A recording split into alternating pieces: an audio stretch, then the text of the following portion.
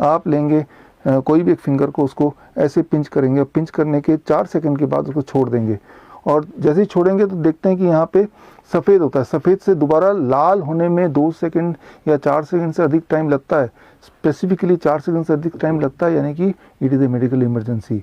अब देखिए, जब आप इसको डाउनलोड करेंगे, इस डाउनलोड करते ही यहाँ पे ये सबसे ऊपर जो पैरामीटर्स हैं, इन पैरामीटर्स पे गौर करना है। कब आपको पैनिक करना है, कब पैनिक नहीं करना है। एक्चुअली पैनिक तो कभी भी नहीं करना, लेकिन कब पैरामीटर्स देखने से आपको अलर्ट हो जाना है। कई बार बोलते हैं मेरा शुगर तो बढ़ गया, मेरा शुगर तो बढ़ गया। अरे कितने बढ़ने को हम बढ़ना बोलेंगे, ये भी बड़ा इंपॉर्टेंट है। याद रखिए, हाई शुगर से उतना प्रॉब्लम नहीं होता जितना शुगर लो हो जाने से प्रॉब्लम होता है। और लो शुगर सिर्फ एक ही कंडीशन में होता है, अगर आप डायबिटीज़ की दवाइयाँ लेते हैं, खासतौर पर इंसुलिन लेते हैं, तो ही लो शुगर होता है। नेचुरली बॉडी लो शुगर नहीं कर सकता, इवन इफ आप कई दिनों तक फास्टिंग में रहेंगे तब भी। सो समझिए इस बात को कि फॉर एग्जांपल, अगर आपको कैसे पता चलेगा कि कब अलर्ट होने की ज़रूरत है, तो उसके लिए ब्लड शुगर 70 से नीचे अगर रहता है तो समझ लीजिए तो अलर्ट होने की ज़रूरत है, गड़बड़ है। 500 से ऊपर रहता है तो भी समझ लीजिए गड़बड़ है। सिमिलरली हाई बीपी, कितना BP high is a trigger जब आपको वरी करने की एक्चुअली ज़रूरत है, मतलब उसी वक्त हमें कुछ ना कुछ करना पड़ेगा उस आंकड़े को कम करने के लिए। ये कब होगा? जब आपका या तो सिस्टोलिक बीपी ऊपर वाला 90 से नीचे चला जाए, तो मतलब है कि अभी का अभी उसे ऊपर करना पड़ेगा। या जब आपका सिस्टोलिक बीपी 220 से ऊपर चले जाए, इसका मतलब अभी का अभी हमें इंटरवीन करके उसको नीचे करना पड़ेगा। इंस्टेंटली ऊपर कैसे करें, इंस्टेंटली नीचे कैसे करें, यही है पोएम के छोटे छोटे टिप्स, जिससे आप अपने बॉडी के इमरजेंसी पैरामीटर्स को अपने कमांड में ठीक कर सकते हैं। ठीक उसी तरह से ऑक्सीजन सेचुरेशन पिछले साल पहली बार आप में से ज़्यादातर लोगों ने ऑक्सीजन सेचुरेशन भी कोई चीज़ होती है वो सुना होगा, उसको ओवर पब्लिसिटी कर दिया। ऑक्सीमीटर पिछली साल पहली बार आपने शायद खरीदा होगा या देखा होगा। तो याद रखिए, जब भी कभी किसी को फ्लू होता है तो उसका ऑक्सीजन सेचुरेशन गिर ही जाता है। तो ऑक्सीजन सेचुरेशन इज़ मीनिंगलेस जब तक कि सांसों में एक्चुअल तकलीफ ना हो। अगर सिम्टम भी है और ऑक्सीजन सेचुरेशन 85% से कम है, तो मतलब ये कि आपको अलर्ट होकर इसको और कम नहीं होने देना है, और कम होगा तो वहीं पे आपको रिस्ट्रिक्ट करना है। तो यहाँ पे ये काम आएगा। 5th नंबर पे हमारे जो ऑक्सीजन के पैरामीटर्स हैं, आप इसको देखेंगे तो यहाँ पे आपका पोएम का काम आएगा और ये इंग्रेडिएंट काम आएगा। ठीक उसी तरह से मान लो आपका पल्स रेट है, पल्स रेट अगर 40 से नीचे है तो मतलब अब हमें इसको बढ़ाना पड़ेगा, और नीचे जाएगा तो खतरे की घंटी है। यह 130 से ऊपर है, अब भी खतरे की घंटी है। तो ये जो डेंजर पैरामीटर्स हैं, सबसे पहले तो ये डेंजर पैरामीटर के बारे में आपको थोड़ी बहुत अंडरस्टैंडिंग होगी तो आपको सहूलियत मिल जाएगी, क्योंकि ये रेयरली होता है कि जब ये डेंजर पैरामीटर को के ऊपर या पैरामीटर के नीचे किसी के आंकड़े जाते हैं। तो लेकिन 99% टाइम तो उसके अंदर ही रहते हैं, तो आपको ज़्यादा फिक्र नहीं होगी, यानी कि आप कूल फील करेंगे और अलर्ट तब फील करेंगे जब इस पैरामीटर को क्रॉस कर गया। तो ऐसे में आप फिर पोएम को फॉलो करेंगे, पोएम के इंस्ट्रक्शन को डायरेक्टली साइंटिफिकली आप फॉलो नहीं भी कर पाएंगे। तो उसके लिए जब भी कोई मेडिकल सिचुएशन आती है तो आपको तब इमीडिएटली इस नंबर पे फ़ोन करना है, अपने रजिस्टर्ड जो नंबर आपने पोएम में रजिस्टर किया उस नंबर से फ़ोन करना है। और हमारी जो मेडिकल टीम है, आपके वो जो सारे सामान आपने कलेक्ट किए थे उसकी मदद से, जब तक कि एक्चुअल मेडिकल हेल्प नहीं आ जाती तब तक हम आपके साथ हैं।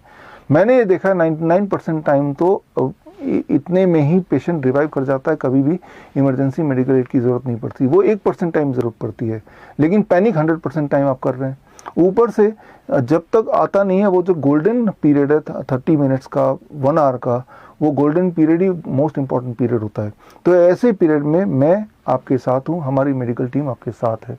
तो ये जो एक सारे डेंजर आंकड़े हैं, इनको आपको देखना है। इसमें से एक इंटरेस्टिंग है, इसको आंकड़ों को देखने के लिए बहुत सारे टूल्स या इंस्ट्रूमेंट की ज़रूरत नहीं है। सबसे पहले तो एक है, आप देखिए यहाँ पे, this is called capillary refill test. ये टेस्ट तो इमीडिएटली कर सकते हैं, खासतौर पे अगर पेशेंट अनकॉन्शियस है। सबसे पहले तो ये टेस्ट करके देख सकते हैं। ये टेस्ट बड़ा ही सिंपल है।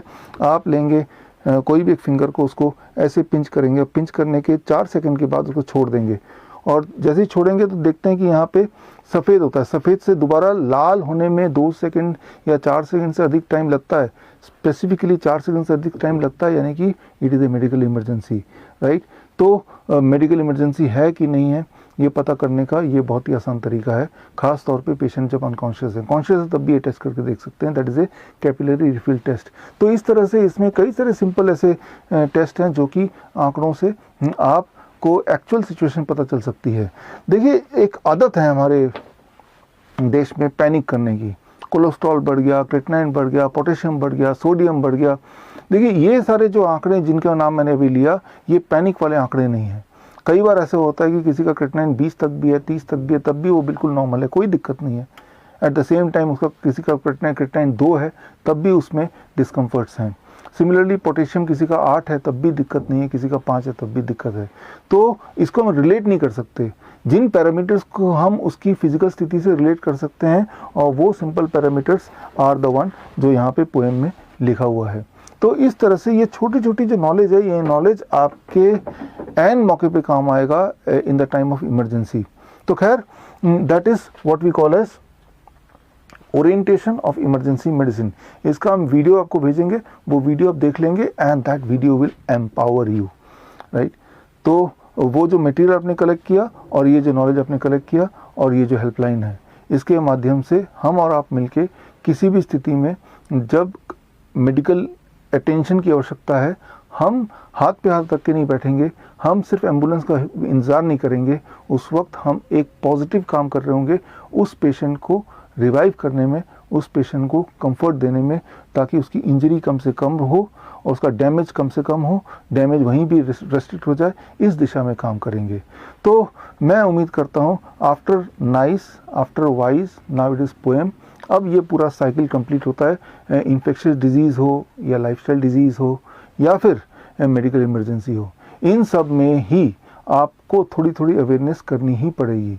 अवेयरनेस करने के लिए एक तरीका तो ये है, ख़ास तौर पे मेडिकल इमरजेंसीज़ के लिए, कि आप हमारा जो श्रीधर यूनिवर्सिटी का 2 मंथ सर्टिफिकेशन कोर्स है, which is called EPM, emergency and pain management certification training, online training है, इसको ज्वाइन कर सकते हैं। हमारे EPM पैरामेडिक्स हैं, पूरे देश में करीब 1000 पैरामेडिक्स हैं जिनको इस महीने के अंत में सर्टिफिकेशन मिल जाएगा। उनमें से 700 लोगों को जो पास आउट हो चुके हैं, राइट। तो आपको बहुत डिटेल में अगर ये लर्न करना है, ताकि आप भी कॉन्फिडेंटली किसी भी सिचुएशन में आफ्टर सर्टिफिकेशन पेशेंट को हैंडल कर पाएँ, राइट, जब तक medical emergency, medical aid actually ना आ जाए, तो आप वो सर्टिफिकेशन कोर्स कर सकते हैं। और ख़ास तौर पे आप एक किताब पढ़िए, किताब का नाम है 360 डिग्री पोस्चरल मेडिसिन, राइट। ये किताब already it is a best seller for many months, right. October onwards ये बेस्ट सेलर है अभी तक, और ये बुक हिंदी इंग्लिश में है। इसमें जब पढ़ेंगे तो आप पाएंगे कि बहुत मुश्किल सिचुएशन के आसान सॉल्यूशन हो सकते हैं थ्रू पोस्चरल मेडिसिन। सो ऐसे बहुत सारे ड्रग फ्री तरीके हैं जिससे हम पेशेंट को इमीडिएटली रिवाइव कर सकते हैं। ऐसे बहुत सारे तरीके हैं जिससे पेशेंट को इमीडिएटली कंफर्ट दे सकते हैं। ऐसे बहुत सारे तरीके हैं which can make a difference by your presence, जिनमें सिर्फ आपकी नॉलेज और आपकी सूझबूझ और आपके थोड़े बहुत स्किल से ही you can make a difference. तो मैं ये उम्मीद करता हूँ कि ये जो पोएम है, इस पोएम को ना केवल आप अपनी तक लिमिट रखेंगे, इसको थोड़ा आगे लोगों तक पहुँचाएंगे, ताकि लोगों में पैनिक जो बटन है वो थोड़ा कम हो।